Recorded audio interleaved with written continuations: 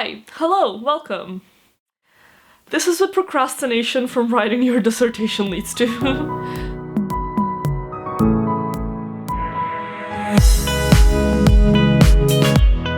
If you're watching this for the first time, my name is B and I welcome you to our family. Click the subscribe button down below to join us, and today I'm going to be talking about my tattoos, my experiences of getting tattoos, where I got them, the pain scale, and also about my piercings because, ow, something just got into my eye. That is painful. So let's jump right into it, and I'm gonna start with piercings because there's not that much to talk about there. So first, let's start with my right ear, and here I actually have 4 piercings, and the first was just a normal earring and I have them on both sides, got them done when I was 10, don't even remember. The second one was pierced by my friend in college in first year. She just got an apple and a sterilized needle and literally just stabbed through my ear, and it honestly did not hurt at all. I'm in no way, shape, or form recommending you to do that.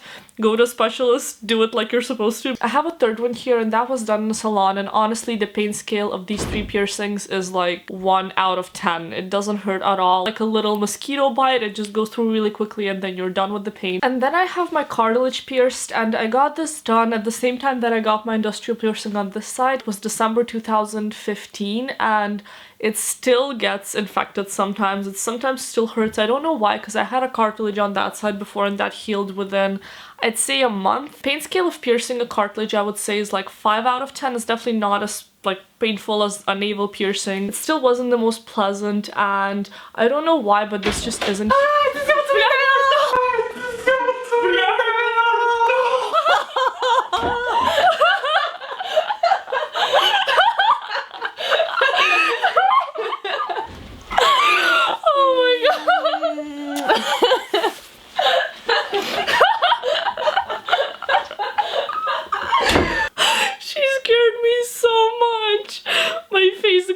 Was probably priceless.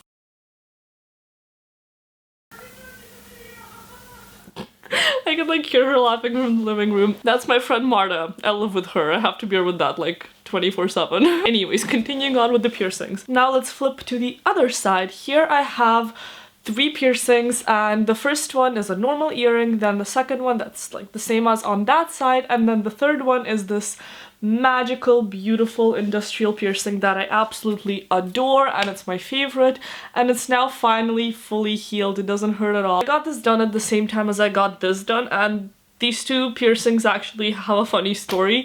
Basically, I hadn't eaten for like an entire day before I went to pierce my ears because I was working on some assignments and things like that. So definitely, if you're getting piercings like that, eat and get some sugar in you, because when you're gonna get the adrenaline rush in your body from getting your piercings, there's a risk of fainting, which is what happened to me. I did this in such a dodgy salon here in Durham. The woman just literally was like shoving this thick needle through my ear. It was horrifying. Like, it was so painful that I literally fainted because she was doing this one at the same time, so it was like double as painful.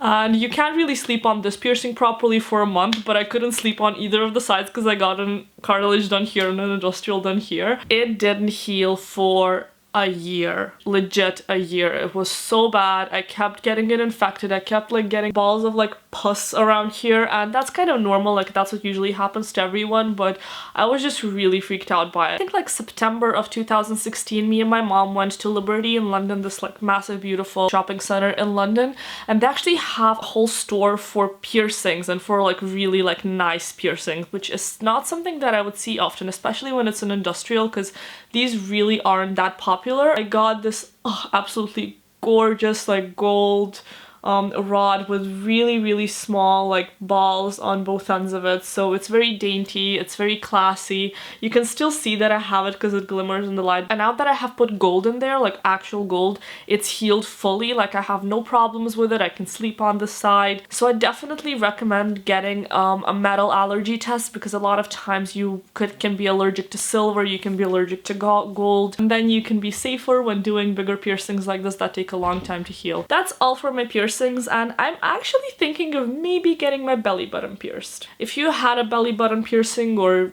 have it still, then comment down below and tell me how it is. Is it painful? Is it bad? Because I honestly have no idea. Okay, moving on into tattoos. If you don't like tattoos, if you have something against them, then please click away from this video. I have plenty of other fun things that you can watch on my channel because I know tattoos aren't for everyone, but I personally wanted a tattoo ever since I was like the age of 15. Last year when I was in Australia, I got my first tattoo and that was June, and now it's January of 2017 and I already have 4. So tattoos are quite addictive. I wouldn't say that after the first one it's addictive, but if you get a second one, there's no stopping there. Like, I'm sorry, you are in it for good.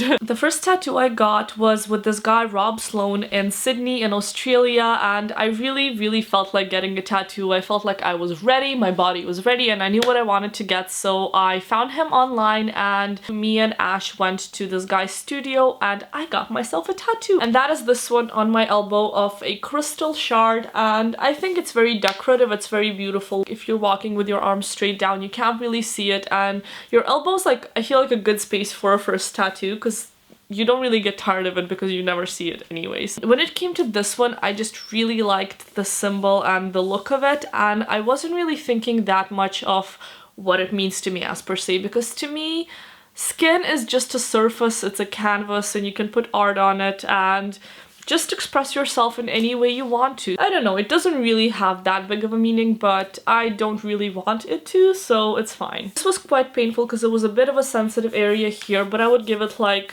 5 out of 10 in pain. My second tattoo that I got is actually on my back. That tattoo is very astrological, and if you didn't know this about me, I am quite into astrology. I wouldn't say that I believe in horoscopes where it says like, oh, today you're gonna meet the love of your life, or oh, your shoe's gonna fall out of the window. No, I don't believe in that, but I do believe in general descriptions of people and of people's personas, and I do really connect to what my horoscope is. I'm a Leo, and I really am a Leo. Like, all the descriptions of a Leo, like, I completely fit that.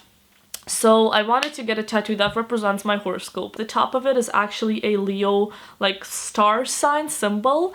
Underneath, there's a circle with a dot in the middle, which is actually the leading star of the Leo, which is the sun. Downwards from that, there is a little star symbol that actually first represents, of course, a star itself. That bottom star that connects to the sun is also a female sign because, as you can see, it's the circle with the cross, so it kind of represents both.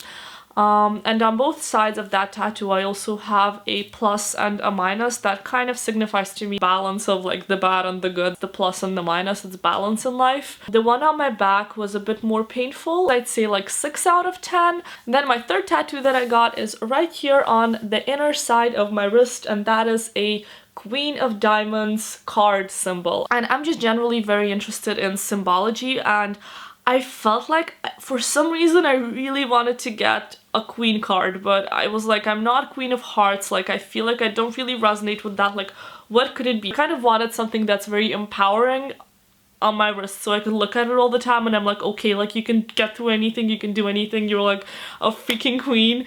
And I started looking into it, and turns out that every single birth date actually has its own birth card, so you can look it up online. It's standardized and the same on all websites, and somehow my card was Queen of Diamonds, and I just really resonated with wanting a queen on my hand, and that turned out to be my birth card. How crazy is that?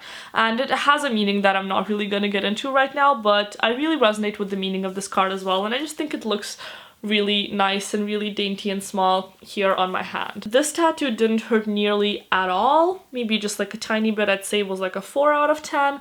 I actually really like the pain of tattoos, so I know, I mean, that sounds completely bogus, but it's like a little tiny scalpel cutting through your skin, gives you such a rush of adrenaline. I got the back tattoo and the Queen of Diamonds tattoo in Ղᴇʀᴇ, which is in Riga in Latvia, in my hometown, and it's like one of the most popular tattoo parlors, and that one was done by a guy named Jānis, and this one was done by a guy named Kaspars. The last tattoo that I got in December when I was at home for winter break is this one, and I don't think many people have even seen it because it's relatively new, and it's a tattoo of a flame, and it's very traditional. It's kind of tribal, I would say, in a way. I drew the flame myself. I couldn't find anything like it online. I decided to just draw it myself, then me and my mom kind of perfected it so that it has like perfect balance of all the shapes. And this tattoo is just, it's so beautiful, it's so dainty. Like, the thickness of this tattoo is what I wanted from all of my tattoos, but not many artists can draw lines that are this thin. Not many of them have a really steady hand or enough skill to do it, I would say, or they're just scared they will fade, but honestly I don't see how that will be a problem. It's so thin that it looks like it was like drawn with a pen, and I absolutely love it. And this girl that did this tattoo, she's my tattoo artist like for life. I'm genuinely not going to anyone else anymore. Her name is ģᴇʀᴇ, and I will put her Instagram link down below. She's in this place called Rebel Tattoo Riga, in Latvia as well, and she is so talented. They have really different equipment. Like in the equipment they change completely every part of the gun. It just feels kind of more sterile and safer. Because of that, it's more expensive as well, because they do change all the equipment completely, and for every tattoo, even that's the small, you know, she has to change the equipment, so she has to charge more, but it's totally worth it. This tattoo was 50 euros, and the flame is a further representation of me being a Leo. This signifies inner strength and power and inner fire. When it comes to tattoo healing, all I really recommend doing is getting bepanthane and using that to heal your tattoos. Wash them in the morning and in the evening with really mild unchemical soap, and then put a thin layer of bepanthane on it twice a day. I didn't have problems with healing any of my other tattoos, but I had a really big issue with healing this one. The Q part of this tattoo, it healed fully and properly, but the diamond part just started getting like red around it, although I was taking care of it. But I actually think I might have been putting bepanthane on it too often, so it was too moisturized, which made it more prone to, you know, getting things in the actual tattoo itself. So what happened was I got a scab on it and it accidentally ripped off, and it ripped off with all of the color in the middle. So it was this little diamond with just white in the middle. There was nothing in there. Afterwards, the girl who did my flame tattoo, Regina, she filled in the diamond again on top of the little scar, and now it looks fine. It's black. So I hope this video was useful to you guys. Those were all of my tattoos that I have so far and all of my piercings. I will make sure to do an updated video on this in the future, in a couple of years or a year. We'll see what happens. I don't really know what else I'm gonna get, but I definitely know that I love tattoos. I'm passionate about collecting them. I have tattoos running in my family. My mom has tons of tattoos, so it's just something that's completely normal to me. And also, being someone who wants to lead a creative career in the future, I don't see how it could impact me in any way. And like, come on, we are living in the 21st century. I mean, of course, don't tattoo a dick on your forehead or something, but I don't think it should be a problem of having some tattoos on your arms, because you can cover everything with sleeves. And even in more formal workplaces, like if you really want it, like get it. If anything, get like a killer Kat Von D concealer and like cover it up if you need it for like a work meeting or something. But otherwise, I love my tattoos, and I can't wait to see what the future holds for me, and I have plenty of space on my body for more. Again, if you still haven't, then make sure to subscribe to my channel down below. I love every single one of you guys, and I will see you in my next video. Goodbye!